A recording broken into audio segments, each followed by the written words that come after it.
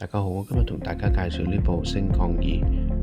我哋開門口同埋我哋沖涼咧都好好嘅，呢部防水嘅，咁可以放喺浴缸嗰度咧，幫助佢浸浴。老人家浸完之後咧，可以幫佢升翻高啦。咁就怕喺浴缸度滑倒同埋咁吃力咯。OK，咁佢成部可以浸落去嘅。咁佢而家慢慢升起啦。咁呢部其實就算放喺廳都好嘅，我哋有陣時譬如老人家跌低啊，或者坐低起唔翻身咧，就可以攝喺個 pat pat 度，咁就幫佢升翻起，就唔使硬扯佢起身咯，咁安全啲啦。咁佢嗰啲藍色部分咧可以拆出嚟洗嘅，咁方便清潔啦。咁部機下底咧有6個吸盤嘅，我哋啜住嗰個浴缸底啦。咁個電池就喺個遙控裏邊嘅。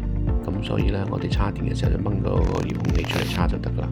摩打就喺呢個部分後邊啦，見到 IP68 防水啦。佢呢部升降儀咧可以承重超過300磅嘅，130公斤。通過 ISO 測試同埋有2級醫療證書嘅。如果想了解更多，可以聯絡我哋97288-515。多謝大家。